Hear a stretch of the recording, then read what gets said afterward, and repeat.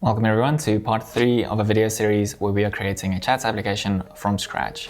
And please note that although we're creating a chats application from scratch, it doesn't necessarily mean it has to just be a chat app. You can add this functionality to an already made application as well. So just drop in chat functionality to any application. In the first video, we just made the UI. So if you are completely new to Flutter, I do suggest that you start there. However, it's not necessary for you to have watched that to follow along. And then in the second video, we took a look at how we can integrate the Stream API into our application and how we can use the core package to do that. So if you're not familiar with the Stream and using the Stream packages in Flutter, then I do suggest that you start there. However, if you are familiar with both of those, or if you've watched the previous 2 videos, then this video will be very interesting and would be interesting even if you haven't watched the previous 2, as in this video we will be integrating Firebase authentication into our application along with Firebase Cloud functions to generate the Stream chat user tokens that we need to authenticate to our Stream API.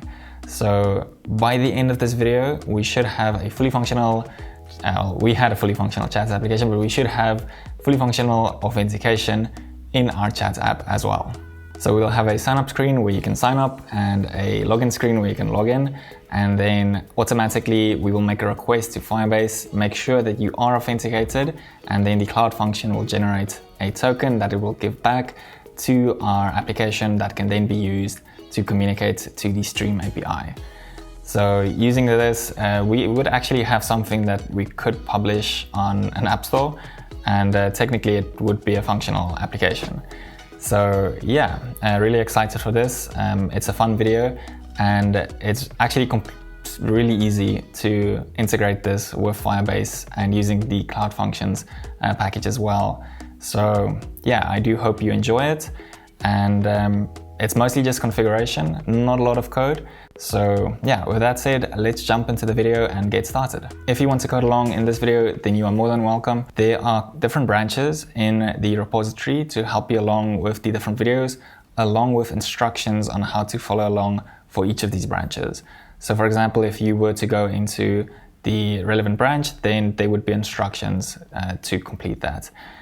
And you'll see that there are 2 branches for tutorial 3, the complete branch, this one, or just the base Firebase authentication. So this base one is what you would start with, and the complete one is what we will end with. So I'm going to be working off of the complete branch, and using this, I'll be pushing the final code to GitHub. So you can use this branch if you just want the final source code. So that is what we need to get started. Let's zoom in to our code. I've already created the branch, and I'm on, as I mentioned, I am on the complete branch. As you can see here, the complete branch. And I've made some small alterations already, just because there's been some small updates that we need to do since the previous video, since tutorial 002, or I should say episode 2. And yeah, to quickly go through those, it's mostly just because there are some dependencies that we have updated, and that Flutter has also had some breaking changes. So to begin, the first thing that we can do is we can update the Stream Chat Flutter core package to 3.2.0. So at the time of this video, this is the latest package. And the only change there is that now, let me find it, the pagination parameter in our core widgets has been deprecated. So you no longer do pagination with pagination params. Now you just specify the limit. So this is the limit, or the amount of items you want to return for a certain API call in a given list. So in this instance, it's the user list. So yeah, just a small update with that. And then I also made some updates with the theming. So just to quickly go over this, remove the abstract class, and then I made a new implementation for dark base and light base, as these base classes are then used later on to do copy with. So as you can see, just some changes because accent color is deprecated in the new Flutter, and they recommend that you use color scheme instead, and use the secondary instead of accent color. So yeah, just made some updates over here and using these bases just so that we can do copy with. And then also added an app bar theme. So instead of specifying the app bar theme in all of the different pages, now we're just doing it globally once in the global theme of our application. And all of these rest of these pages, I'm just removing the app bar theme that we previously set, as now we're getting that information globally. And yeah, in main, now what we're doing is in my app, just requiring that we pass in an app theme and then using this app theme to set the light and the dark theme. Nothing important for this video, I just quickly wanted to highlight that. One thing I should mention is that the build folders aren't created yet, so if you do clone this, please remember to run Flutter create. So just Flutter create, and then that will generate the Android, iOS, and whatever other platforms you support. In this video, we will only be exploring how we can integrate Firebase into iOS, as that is the example that we are running, but it is a similar or basically the same process to do it on the other platforms. And I do recommend that you read the Flutter documentation if you have issues or if you want more information on how to run it on different platforms. Okay, so with the admin out of the way, we can actually jump into the Firebase authentication part. So for that, we will need to go to our Firebase console, and what we're going to be doing is, first things first, we will start fresh and we will create a new project for our application. So I'm just going to say that this is the Chatter YouTube demo, and we can create it.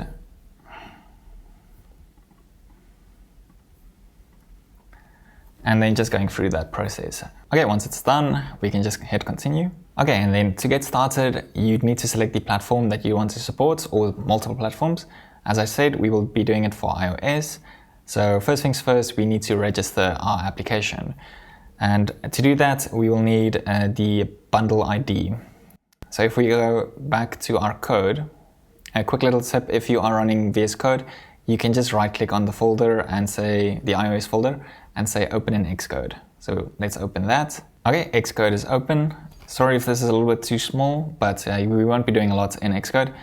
What we're gonna do is we're gonna go to runner, and as you can see here, we have our bundle identifier.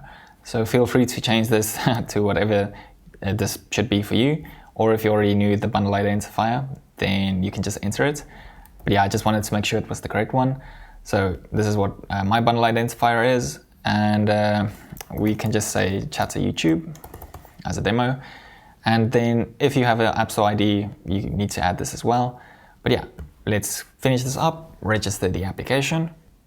And then this is where we get the magic file to do the configuration for us. So let's download the Google services.info. And for iOS, all you need to do now is add this to the runner in Xcode. So to do that, you just right click and add files to runner. And then you can add the Google services.info. Make sure to select copy items if needed and add. And there we go. We should technically now have Firebase added to our iOS application. However, there are still some configuration that we need to do on Firebase side. So let's just finish this up. Next. All of these are just needed if you actually add this to an iOS app, not a Flutter app. The Flutter packages sets up most of that for you. Okay, so continue to console. Cool, it's set up. If you want more information on the setup required for Flutter and Firebase, definitely recommend going to firebase.flutter.dev. The documentation is really good and it gives you all of the installation instructions for all of the different platforms. But yeah, we are set up for iOS. And what we can do now is we can head on over to our authentication section, and we need to say get started and basically enable the authentication methods that we want for our application. And for this, to keep it simple, we are just going to do email and password authentication. And there are tutorials to add the other different integrations as well. So after hitting enable, we're just going to say save. And that should be it. That is the majority of the configuration we need for authentication. And then the last step is back in our source code. We need to go to our pubsec file and A nice little shortcut that you can use in the new VS Code is you can automatically just add dependencies. So the first thing is Firebase, search for add dependency, .add, and we'll do Firebase core, Firebase auth, and then the last one is cloud functions. And the cloud functions is also coming from Firebase. So with the Firebase auth and core, we should have all of the dependencies and configuration needed to actually integrate email and password auth into our Flutter iOS application. Something else that I need to mention is that we also have a guide that discusses the same. So using Firebase auth and cloud functions to generate Stream API tokens. So if you care to instead read the guide, then feel free to do that. And this video does go in a bit more detail and covers more of the steps.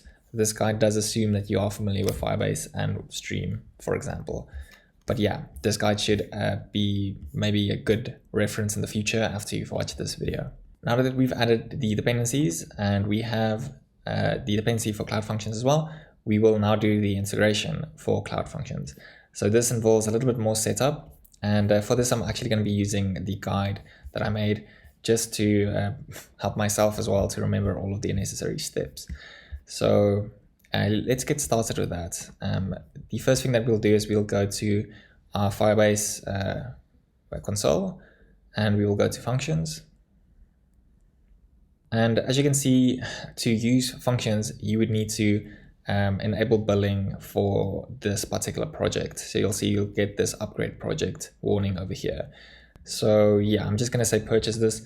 This is essentially pay as you go. So as you use or as people use it, as you reach certain thresholds, you'll end up paying more. So definitely do be careful with this if you don't know what you're getting yourself into, or if your app happens to become really popular, you may end up with a really big bill. So be careful. I'm trying to set up budget alerts, but I'm not sure why I can't. But for the purposes of this demo, I'm going to be removing this at the end of this video anyway. So yeah, functions, it is upgraded. So the first thing that you can do is you'd need to install the Firebase tools on your system if you haven't done that. And to use the Firebase tools, you'd need to have npm installed as well. So I've already done this, so I'm not going to do it again. If I were to do this again, it would just upgrade it to the latest version. So then let's hop back to our documentation or the guide. The first thing that you'll probably need to do after you've done the setup instructions, if you continue with this, you'll see you need to do Firebase init and then Firebase deploy as well. So all we want to do is we want to create we want to init a project for Firebase functions. So let's go back to the guide and just see exactly what we need to do. Okay, so I just cheated a bit. I'm hopping to the Firebase documentation. And you'll see the documentation is getting started to write your first Firebase function. And in the third part, initialize your project. The first thing we need to do is Firebase login. So I'm already authenticated, but if you were to run Firebase login, then I'm sure this will say I'm already authenticated. Yeah, already logged in. There's my email. I'm just going to blur it out because that's actually my personal email. But it's a simple process to authenticate. After that, you need to init the functions. So what we will do is we will run Firebase init functions. And currently we are in our main directory. So this will create a new functions folder. And then you'll also see that during the setup process, you can create a new project or use an existing project. So we've already created our Firebase project, use existing. It will give you a list of all of the projects that you have. Then you just select the correct one. So here I have my Chatter YouTube, and that's where you give the name, specifying that identifier for it is important, so you can identify it. Then you can choose JavaScript or TypeScript. I'm going to go JavaScript, and I'm going to disable ESLint for this tutorial. And after that, it should have created a new functions folder. So as you can see, we have a new functions folder. with package.json and an index.js file. And this index.js file is where we will add the cloud functions for Firebase that we will eventually use to generate our tokens with. Here we have our configuration file and git ignore, just ignoring certain of the node modules. With that said, we will need to install the relevant package for the stream, or to communicate with the stream API. So we'll need the stream JavaScript package. And in this guide, you'll see that there's instructions to navigate to the functions folder and then to run npm install stream chat. So you can see, do you want to install dependencies with npm now? I'm just going to say no for this. And then we're done. Then cd into functions. Again, then inside functions, I'm just going to run npm install stream chat save prod and then wait for that to finish. And then just to make sure that everything is installed, I'm just going to run npm install. Okay, so now we have our node modules folder, and that is in git ignore. And we might need to do some configuration with package.json, and we'll see if we get any errors on if any of this needs to be altered or not. But now what I'm going to do is I'm just going to copy paste all of the end code. I do recommend that you copy this from GitHub, as that will be the easiest to get the correct code and make sure you don't have any weird errors. But yeah, I'm going to explain to you exactly what we're doing. Excuse me though, but I'm not a JavaScript engineer, so my knowledge of JavaScript is fairly limited, and there's probably way better ways to do exactly this. And I'm sure there's better linting you can also use, but it gets the job done. So to actually discuss what we're doing is we are requiring these three packages, stream chat. So this is what we will use to actually authenticate to the stream API, generate our tokens. We have Firebase functions, the functions we will use to have our app communicate with Firebase, and then Firebase admin to do admin functionalities.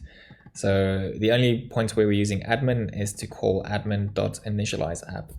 And as far as I know, this is something that you'd need to do on your cloud functions as well. You feel free to read the Firebase documentations for initialize app and exactly what that does. From that point on, we need to create a server client. And to create your server client for stream chat, you call get instance. And then this instance requires a key. So it requires your stream key and it requires your stream secret. So these two are things that you can get on the stream dashboard. So we're going to be exploring how we get this in a moment. In the previous video, we have done this before, but we will recap this in this one. As you can see, we also do functions.config, and we get the stream and we get the key. So this is basically getting it from environment variables. So instead of us hard coding the secret and the key, which would be a security concern if you were to push this code up to GitHub, for example, we will be deploying our Firebase functions with certain environment keys, or these config keys that we can then securely store the information on Firebase.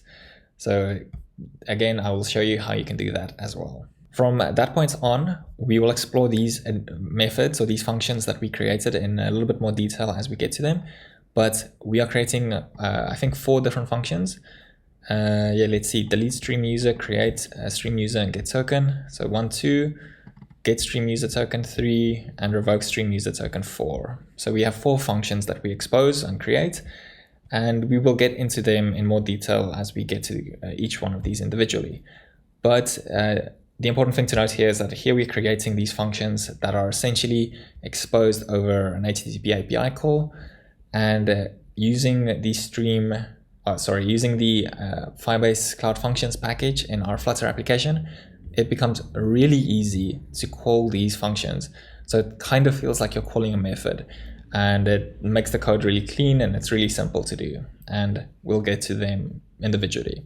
So for now, we're just gonna put a pin on this and continue with the configuration that we need to do. So let's go back to our documentation. And as you can see here, we have the exact same code. It just tells you what you need to do and step-by-step details. After that, we will need to do this configuration. So this is the command that we are going to run. So the console or the bash command to set our app key and our app secret. So to do that, we will need to go to our stream dashboard. And as you may remember in the previous videos, we created this chatter, or I created this chatter demo sample stream app. And we had these demo users that we created. And for these demo, or for this demo app, we disabled the user authentication. So we can proceed with this one and just continue, but it's going to end up with like a lot of old user accounts. And I'd actually prefer us to start with a fresh one. So I'm just going to say that this is chatter, and I'm going to say Firebase. And just set these real quick. And we'll set the environment to be develop.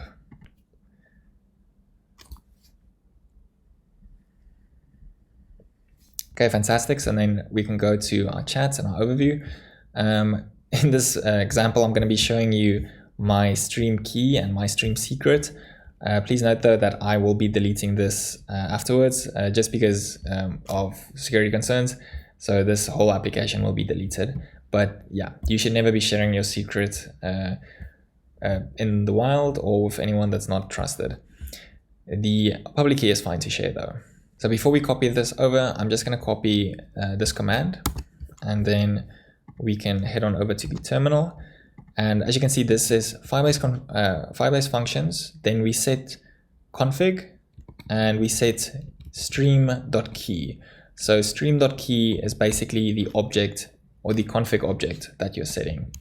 Then we need to pass in the key, and the key we can get from here. So I'm going to copy this over, paste it in, and then same thing, take out the secret and copy that in.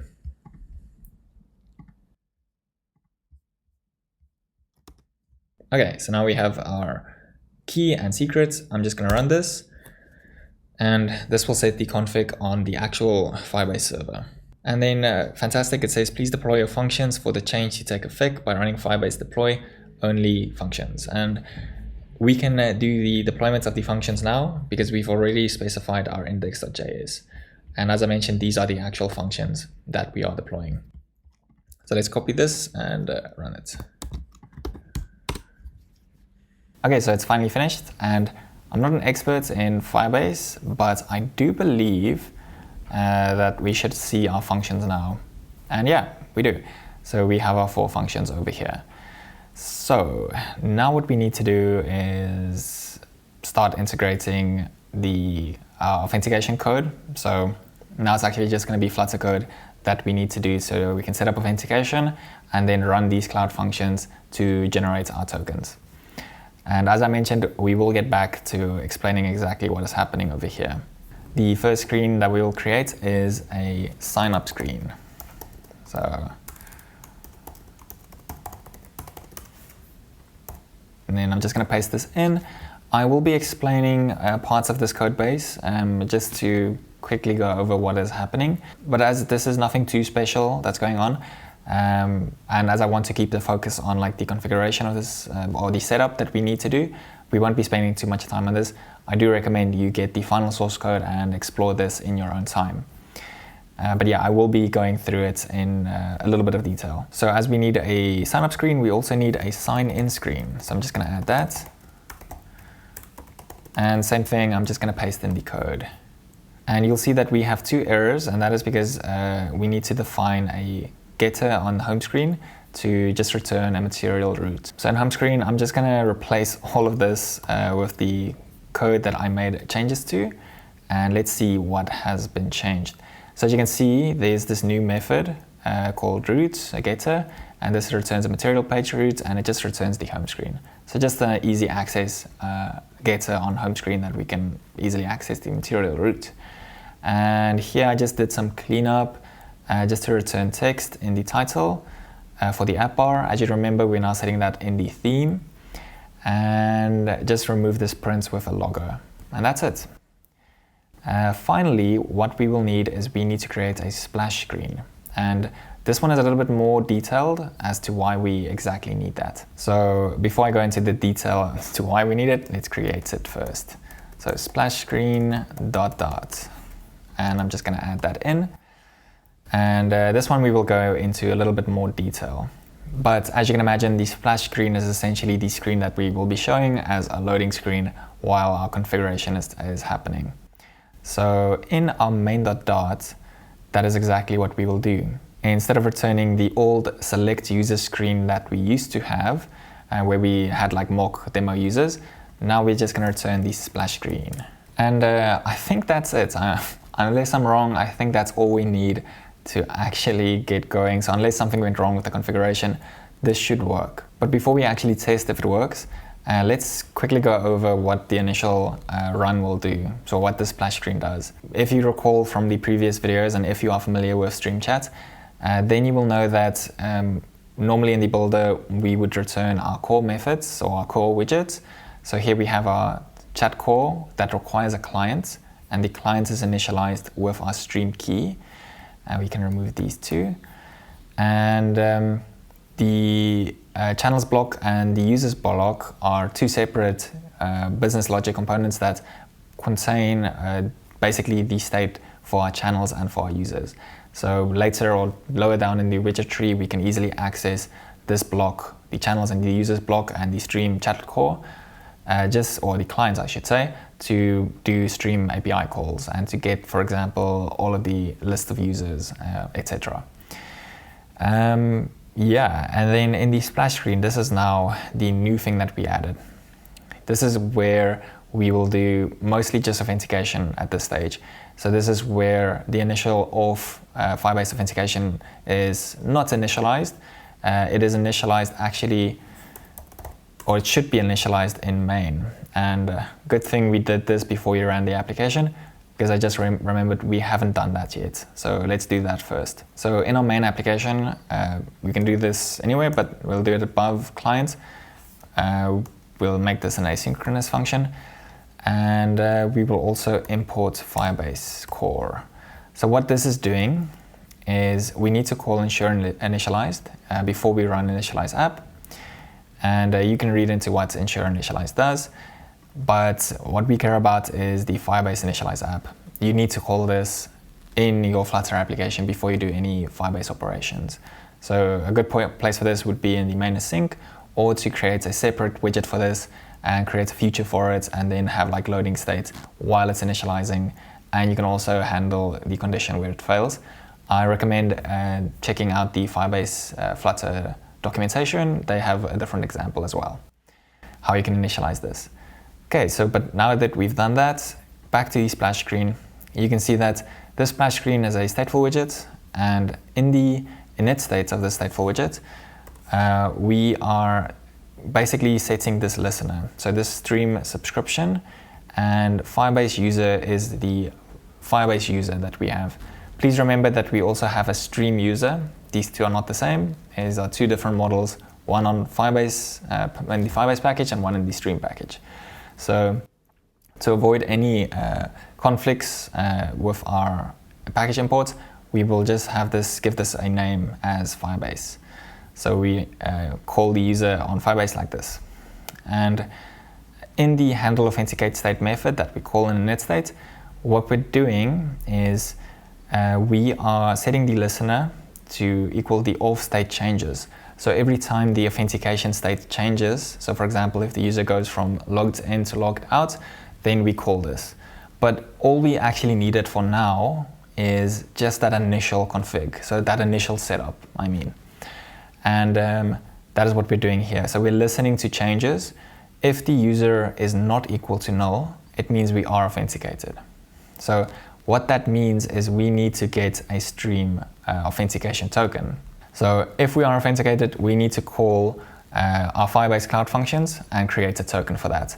And based on that result, we will then set our client or get our client, and we will connect a user. So I think this is a good place to actually run our application before we go into more detail, and then show how it works. And then from there, we can build up and discuss more of the different code that we have. So give me a moment while I run our app. So back in our main folder, we're just going to run flutter run. Again, we ran into a small issue, and that is that the iOS version of 9 is specified. but we actually need to put this to 10, I believe. So back in our iOS folder, in our port file, we're just gonna uncomment this, and we're gonna set that the platform version should be 10. And hopefully now if we run Flutter run, it will sort out everything that it needs to, and it should work. Okay, and it's running, and my computer is blowing up steam, so if you hear that, I'm sorry. But now we have our login screen. So the reason it's showing the login screen is because we haven't authenticated and we haven't registered a user yet. So if we go to our splash screen, you can see that if the user is not null, then we proceed to create a stream token. However, if that's not the case, then what we do is we push, so you can see we have this else condition. If that's the case, then we push the sign-in screen. Okay, and you'll see there's also this delay here. And the reason for this delay is because if we were to do a hot restart, we want there to be like a loading indicator for at least a little bit of time. Sometimes you make an API call in less than 100 milliseconds, and that's gonna like show the loading indicator, and it's gonna look like it's basically just a jaggy loading indicator. You'd rather have like a little bit of a delay if you're showing a loading animation. Of course, if you wanted to hide this with just being a black screen, that would have worked as well. So yeah, this delay is just for UI purposes. But yeah, if we're not authenticated, so if this is the condition, we proceed to the sign-in screen. Simple. We do also do a push replacement, so we actually replace the whole splash screen. And as you can see, in the event that we push a replacement, we call listener.cancel, because we don't want this to handle authentication later on if we were to authenticate with Firebase. You can handle it like that, and depending on the state management that you use, for example, if you use Provider or Riverboard or Block, there are some neat ways that you can integrate this with Firebase, and you can be clever with the way that you listen to these authentication state changes. But for this tutorial, I want to keep it simple. So here, all we're doing in this page is literally just determining, are we logged in? Yes, go to the home screen. Generate a token, go to the home screen. Are we logged out? Oh, okay, go to the sign-in screen, the user needs to sign in, and then we dispose of this screen. So just to prove that to you, I'm just gonna run here print, and I'm just gonna say dispose called. So in the event that we're not authenticated or authenticated, then the splash screen gets disposed. And as you can see, dispose called. So that means the listener is removed, and that is exactly what we want. And just to recap, this listener is the stream subscription that gives us the user. Now the question is though, if we are authenticated, so if we have signed in and we come back and Firebase is like, oh, you've already authenticated, we have your details, then we want to immediately go to the home screen, but we still need an authentication token from or for our Stream API. And to do that, as I mentioned, we may now make use of Firebase Cloud Functions. So in this instance, we are calling the getStream user token on our Cloud Functions. We are getting a callable, and honestly, this is the first time I'm actually using callables, but the main idea is that with a callable, you just call the function after you got it. So as you can see here, we are actually calling it, and we're doing two things. We are also doing a delay along with that. If you didn't want to have the delay, then you could just do it like this. So just remove this, same thing. And then you can probably just say await, I believe. That should work, yeah. So you wait the callable to finish, and then you proceed with the other things that you want to do. But yeah, we do want that delay, as that is pretty nice to, or a nice UI element. After we call this method, we get the results back, okay? And because we're doing an await like this, we would actually get a list of futures. And here you can see that we're taking the first result from that list, and we're getting the data. And this is going to be our Stream API token. This might seem a little bit complicated, but again, if you wanted to, you could have done this. This might be a bit more clear. Final token, await, call the callable, and then this will give us the result. this token should be .data then. So then you would do this token.data as an example. So just take note of that. But now if we actually go to our index.js, so this is where we're doing our function code, and we go to the get stream user token. What we're doing is we are registering a callback on our functions on an HTTPS call, and this gives us data and context, this callback. And from this context, we can determine if the auth object is null or not. So we're doing a null check over here, and if auth is not null, then if auth is null, that's the condition, then we throw an HTTPS error, and that error is failed precondition. The function must be called while authenticated. So we can only ever call this getStreamUser token if we are authenticated, and we are authenticated when we call it. So if you go back to the splash screen, you can see we do this null check. We test to see if the user is null or not null. Then we know we are authenticated. So we can call this particular function. So jumping back to the index file and exploring what happens if we are authenticated, what we do is we take the server client. And sorry if you hear noise outside, it's quite windy today. But yeah, what we're doing is we're using this server client, and this is the instance that we create our stream chat for, where we pass in the key and the secret. And we use this server client to create a token, as simple as that. And you can explore this a little bit more in your own time, like if you were to create your own backend. But here you have like the option to set expiration dates and do a variety of different things to generate the tokens with certain conditions. But all we're doing is we're just generating a token. The default standard one that we'd get, I do believe they don't expire. But yeah, we're creating a token, and that token needs you to pass in an ID. And the ID that we'll be using is the UID that is assigned on Firebase. So Firebase's identifier for a user. And this will be the identifier that we use in our stream chat application as well. So in the past, in the previous videos, we used the user's username as the ID. Now we're using the Firebase UID. Then we're returning this just like that. And this will actually return a string token. And yeah, that's basically that. As you can see, it's quite simple. And for all of these other methods, it's basically the same process, just slightly different, depending on the method. So if we go to our splash screen, you can see that after we've authenticated the user, after we get the actual result back, we push a replacement to the screen, and then we go to the home screen. And before we do that, this is the important bit. We are calling connect user.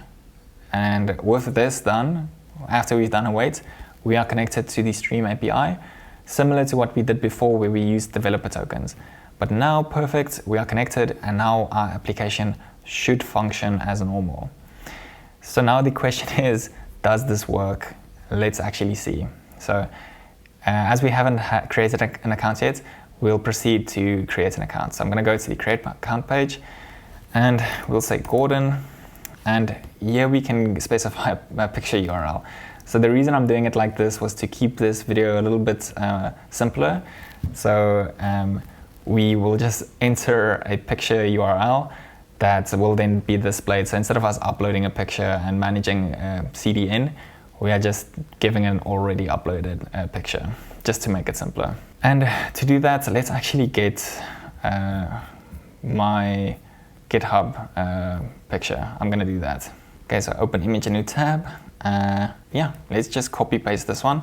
It's just gonna be temporary. You'd ideally want to say something that's gonna last a bit longer. And then let's try and paste this. Okay, fantastic.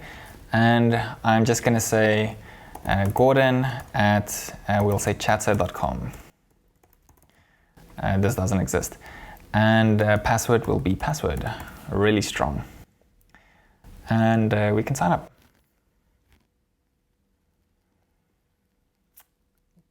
An error occurred. That's not good, so let's see what the error is. Okay, I know what the error is. So at least there's good error handling in this application. I'm actually quite surprised that Paz Gordon implemented error handling like that. As you can see, it says API key not found. And if you take a look at our to-do list, if I had the foresight to do this, we need to give our stream API key over here, as this stream key is used in our client. So if you go to references, you can see that when we initialize our stream chat client in main, we pass in the stream key. So let's go back to our application, our dashboard. So we're on stream dashboard. I'm just going to copy this, and then we can paste this in, and we'll do a hot restart. And now it should work. Yay, it works, fantastic. Okay, so it's kind of working. We do have a problem. It's not registering the profile picture, and it's also not showing the correct name. So something went wrong there. Let's do a hot restart and see if it's fixed. Okay, so something is wrong with the name and something is wrong with the profile picture. I'm going to explore that in a little bit, and then I'll tell you what the mistake was. But for now, let's pretend that actually did work and explore what happens in the sign up screen, as that is the actual page that we went to. So if we go to sign up, then you can see it's a stateful widget. We have a form key, and here I'm not going to go into detail, but these are just used to manage our text editors and our form. And then we have different methods, okay? And we also have a loading indicator, and then we have a regex to just make sure that our email is actually a valid email address. And the sign up method is the important one. And then there are validators for name, email, and password, just to make sure that they're valid. And in the dispose method, we are just disposing all of the controllers that we created for our text inputs. And I do believe we're actually missing one. We should also be disposing the profile picture controller. So I'm just going to add that. And then what we have here is the sign up screen. So let's go to our account, let's sign out. And now you can see our sign out method is still returning our old sign up screen. So that's something that we need to fix as well. So in the profile screen, I'm just going to replace it with all of the new code. And what we do now is when we press sign out, we don't just want to disconnect the user, we also want to actually sign out of Firebase, which is important. That's the step I didn't add previously. So this is the sign out method that we have. And then in the place where we push a new screen, we want to push the splash screen instead. So let's just reload this. As you can see, we have an error here where it's not getting profile pictures. Okay, sign out. Okay, fantastic. So now we're back in the chatter screen. And now I'm just going to restart just to make sure everything is fine. And let's go to the create account screen. As you can see here, we have our text inputs and sign up screen. All of this is just text form fields that have different validators depending on like the condition. For example, the email validator just returns that this cannot be empty if it's empty, or returns not a valid email. So in the event that you press sign up, cool, it says cannot be empty. Email, so if you say test@.com, there's no domain, it says not a valid email. Test@test.com, cool, that works. That's how the validators work. Feel free to explore that in your own time. Then, yeah, as you can see in our button where we create or where we sign up, we call the sign up method. and this is where all the magic happens. The first thing is we validate that the form is actually correct. If the form's current state is not validated, so if it's wrong, then, or if it is valid, sorry, then we set the condition to be loading. So then there will be like a loading indicator that shows, and we're using this loading over here in our body. So if it's loading, circular progress indicator. If not, we return the scroll view with all of the forms. And after we do that, we start the actual authentication process. So we create a user with email and password, we give the email, we give the password, and then we get the user from the credentials. And if the user is not null, then we show a snack bar, or if it is null, sorry, then we say the user is empty. So this is just to have like a fail-safe in case Firebase does something wrong. And then if this is successful up until this point, as you can see, we have a try and we have a catch at the bottom here. And if something were to occur that doesn't happen, or like an error that occurs, we log it and we show a snack bar that says an error occurred. This is a default catch, but we also have on Firebase auth exceptions. So in the event that Firebase throws an auth exception, then we handle it and then we show the message of the error. So for example, if we go back to the login screen and we say Gordon@chatter.com, this is the account I just made, I just put in a random password, it should say that the password is invalid or the user does not have a password. Cool, it works. And if we give a fake account, there is no user record corresponding to this identifier. Fantastic. So we're getting error messages from Firebase and we have a fallback.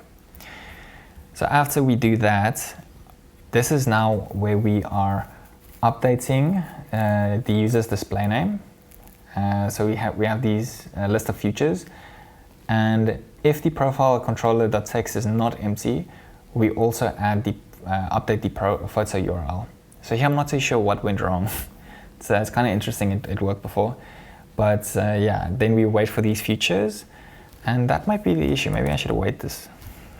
Okay, so await these futures to be called. And then after that, this is now where we call another cloud function. So as you see, we say functions, HTTPS callable, and we give the function name. So the create stream user and get token. If we jump to index.js, you can see we have this create stream user and get token. And again, we're checking to see, make sure we are authenticated. If we aren't, throw an error. If we are, we call server client.upsert user. And what this does is it creates a user, and we give the ID, and we give the name, the email, and the image. All of this is retrieved from Firebase. And this makes sense now. This is why it didn't get set, because we didn't wait for that function to finish. So this was just a mistake on my side. Because the function didn't finish, or like that Firebase function didn't finish, by the time that we call this, Firebase didn't have the updated name and the updated image. That makes sense. Then after we do this, we create a token based on the UID. Perfect. Create a user, return the token. Cool. And let's jump back to the sign up screen. And after we await, or after we get the callable, we call the callable, we get the results, and then we use this results.data in connect user. And in the connect user for this client, we are automatically also specifying a user object. So this is a stream user object where we're giving the ID of the user, the name of the user, and the image of the user. This is just so that we immediately have this user object locally as well. And then when that's finished, technically we should now be fully authenticated. No errors occurred, nothing got caught. We call push replacement with the home screen, and we should now be authenticated. If we jump back to the sign-in screen, exactly the same, just a little bit less. So this is the sign-in screen, just 2 text editings. And the only difference is now we have a sign-in method, and same thing, setting loading. And this time we're just calling sign in with email and password on our Firebase auth instance, okay? And we pass in the email and the password. We get the user from the credentials that gets returned, and checking to see that there's no errors. we're also doing catches over here to show potential errors. And then we're calling the method getStreamUserToken, which we have explored. So there's two places that we do the getStreamUserToken. We do it in the splash screen, and we do it in the sign up screen. The sign up screen, because if you sign up, you immediately want to get the user token. In the splash screen is if the Firebase user is authenticated, then we still want to get the stream user token. We could also store the token locally in secure storage if the token hasn't expired, but that's a little bit more advanced, and I'll leave that as a challenge to you to do for yourself. You don't need to create the token every time you open the application, for example. You can store it locally. That's what I'm trying to say. And either way, we get the token, call connect user, and navigate to the home screen. So now the question is if we create a new account, will it work? So we're gonna say that this is James, and for James, I guess we can maybe just give the exact same URL. Hopefully it works. I'm just gonna paste it, and we will say this is james@chatter.com, and password is password, and let's sign up. Fingers crossed. Cool, fantastic, it works. So as you can see, we have our profile picture, and we have our names James, and I should have actually just used my first name. Should have done Peter. Okay, either way, it should work. Everything seems to be working good. The question now is, how do you see other users? And same way as we did before. Here we can see our UID of the user that we created before. This is technically Gordon over here. Unfortunately, we just didn't set the name of Gordon when we registered. Ideally, if we update this application in the future, we'll add the ability for you to go into your profile, hit edit, and upload a new photo or upload a new name. Unfortunately, we don't have that functionality yet. So just because I don't want to use this account, it's gonna look dumb, let's sign out. And that signs out of Stream and Firebase. So let's start again, create an account. This time we're gonna create Peter. You know what, let's actually, let's create Salvatore. If it's not lagging, if it stopped lagging. Okay, something went wrong. Flutter sometimes does this. Yeah, it has this weird key up event is dispatch. If you know why, if there's an error that I did that's clearly wrong, let me know. I've never experienced it on a physical device, only on an emulator. Either way, let's start again. We'll create Salvatore's account. And we'll say Salvatore. And I'm just gonna get his account. If you don't know who Salvatore is, he is a developer at Stream. He's the lead developer. So let's get his profile picture. Okay, we'll use this bad boy. Okay, fantastic. Salvatore has his account. And now he's gonna go to contacts, and he's gonna message James, or me. And the last online 2 minutes ago, sounds about right. And we're gonna say, hey, it's working. Okay, so we sent a message, and let's sign out of his account. I'm hoping nothing goes wrong with local states. Otherwise, we'll just hot restart and pretend. I'll edit it out if it doesn't work. We're gonna say james@chatter.com and password. And fantastic, we got a message from Salvatore. Hey, it's working. And now if we open it up, it should be marked as read. And we're gonna say whoop whoop. Cool, yeah. I think that's it, to be honest. If you do have questions, feel free to let us know. Please tell me what you liked about the video. Please tell me what you didn't like. And please expand on what you'd like to see in the future, what you think stream features that you'd like to see or that you'd like to have help with, or just maybe something cool that can make this app a little bit more complete. I do hope that you enjoyed this video, and I'll see you in the next one. Goodbye.